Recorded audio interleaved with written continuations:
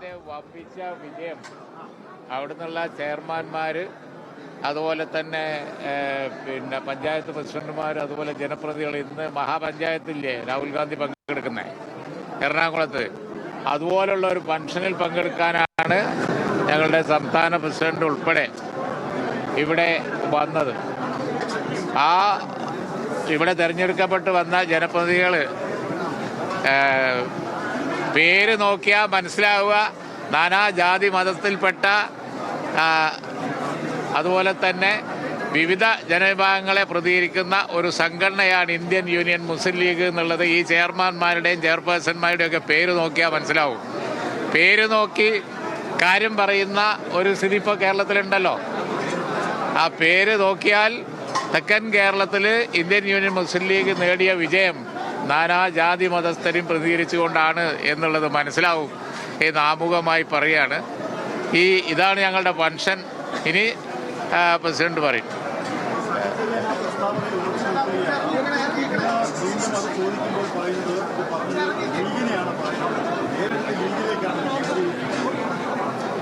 ലീഗിന് അതെ ആയിരിക്കാം, പക്ഷെ അദ്ദേഹം ലീഗിനെ കുറിച്ച് കൂടുതൽ പഠിക്കേണ്ടിയിരിക്കുന്നു എന്നാണ് പറയാനുള്ളത്. ലീഗിൻ്റെ ചരിത്രവും വർത്തമാനവും അത് മതസൗഹാർദ്ദത്തിൻ്റെയും മതേതരത്വത്തിൻ്റെയും പാരമ്പര്യമാണ് ലീഗ് എപ്പോഴും പറഞ്ഞിട്ടുള്ളത്. 4 വോട്ടുകൾക്ക് വേണ്ടി വർഗീയ ധ്രുവീകരണം ഉണ്ടാക്കുക എന്നുള്ളത് ലീഗിൻ്റെ ലക്ഷ്യമല്ല, മറിച്ച് സൗഹാർദ്ദം നിലനിർത്തിക്കൊണ്ട് തന്നെ ജനങ്ങളോട് വോട്ട് ചോദിക്കാനുള്ള ധൈര്യം മുസ്ലിം ലീഗിനുണ്ട്. അതില്ലാത്തവരാണ് അതും ഇതൊക്കെ പറഞ്ഞുകൊണ്ട് രംഗം വഷളാക്കാൻ ശ്രമിക്കുന്നത്.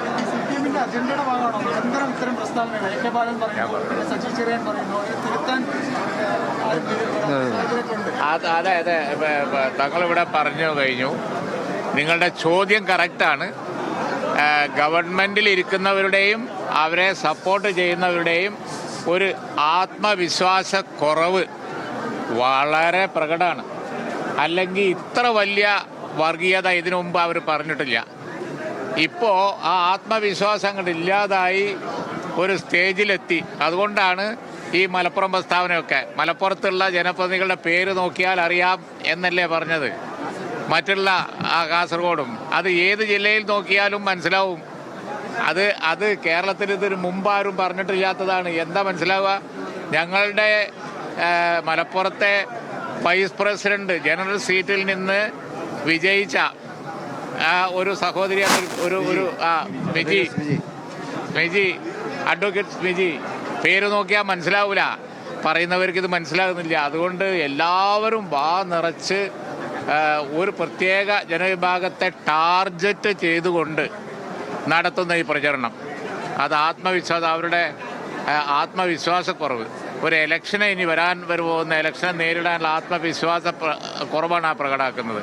ഗവൺമെൻറ് പറയുന്നു, ഗവൺമെൻറ്റിനെ സപ്പോർട്ട് ചെയ്യുന്നവർ പറയുന്നു, മന്ത്രിമാർ പറയുന്നു, എല്ലാവരും സർപ്രൈസിങ് ആയിട്ടുള്ള, ഇതിനു മുമ്പ് കേട്ടിട്ടില്ലാത്ത, കേട്ടുകേൾവിയില്ലാത്ത, ഉത്തരേന്ത്യയിൽ മാത്രം കേട്ട തരത്തിൽപ്പെട്ട ഒരു പ്രത്യേക ജനവിഭാഗത്തെ ടാർഗറ്റ് ചെയ്ത് വർഗീയത പറഞ്ഞുകൊണ്ടിരിക്കുകയാണ്.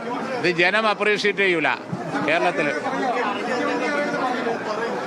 അത് പിന്നെ ഇത് പറയുന്നവരോട് ചോദിക്കേണ്ടതാണ്, അതുപോലെ തന്നെ അവരോട് ചോദിക്കേണ്ടതാണ്. ഏതായാലും ഒരു പ്രത്യേക ജനവിഭാഗത്തെ ടാർഗറ്റ് ചെയ്തുകൊണ്ട് ഇങ്ങനെ വിഭാഗീയത പ്രചരിപ്പിക്കുന്നത് കേരളത്തിലെ ജനങ്ങൾക്ക് മനസ്സിലാവും. കഴിഞ്ഞ തെരഞ്ഞെടുപ്പിന് മുമ്പാണുള്ളത് തുടങ്ങിയത്. കഴിഞ്ഞ അസംബ്ലി പഞ്ചായത്ത് തെരഞ്ഞെടുപ്പിൻ്റെ അത് കഴിഞ്ഞൊരു പഞ്ചായത്ത് തെരഞ്ഞെടുപ്പ് വന്നപ്പോൾ അത് ജനം തള്ളിക്കളഞ്ഞു എന്ന് മനസ്സിലാക്കാനുള്ള സാമാന്യ ബുദ്ധിയെങ്കിലും അവർക്കുണ്ടാവേണ്ടതാണ്. നിയമസഭാ തെരഞ്ഞെടുപ്പ് വരികയാണ്. ഈ ഭൂരിപക്ഷത്തെ പീഡിപ്പിച്ചുകൊണ്ട് ഈ മാറി മാറി കാർഡ് കളിച്ചിട്ട് എന്താ കാര്യം? കഴിഞ്ഞ പാർലമെന്റ് തെരഞ്ഞെടുപ്പിന് മുമ്പ് ന്യൂനപക്ഷത്തെ പ്രീണിപ്പിക്കാനാണ് നോക്കിയത്. ന്യൂനപക്ഷ കാർഡായിരുന്നു. എന്നിട്ട് വല്ല ഉണ്ടായോ? അപ്പോഴും UDF ജയിച്ചു. പഞ്ചായത്ത് തെരഞ്ഞെടുപ്പിൽ ഭൂരിപക്ഷ കാർഡ് എടുത്തു, അപ്പോഴും UDF ജയിച്ചു. അപ്പം ഇതിൽ നിന്നൊക്കെ നമ്മൾ മനസ്സിലാക്കേണ്ടത് കേരളമാണ്, മലയാളികളാണ്, കേരളക്കാരാണ്, കേരളീയർ. അവരെ ഈ മണ്ണിൽ ഇത് ചിലവാവൂല. അതാണ് ഇത് തെളിയിക്കുന്നത്. ഈ വഴിക്ക് അവർ പോകുന്നിടത്തോളം UDF വിജയ വെന്നിക്കൊടി പറപ്പിച്ച് തന്നെ പോവും. ഓക്കെ. മന്ത്രി സജി ചെറിയാന്റെ വിവാദ പരാമർശത്തിനുള്ള മറുപടിയാണ് ഇപ്പോൾ ലീഗ് നേതാക്കളായ പി കെ കുഞ്ഞാലിക്കുട്ടിയും സാദിഖ് അലി തങ്ങളും പങ്കുവച്ചത്.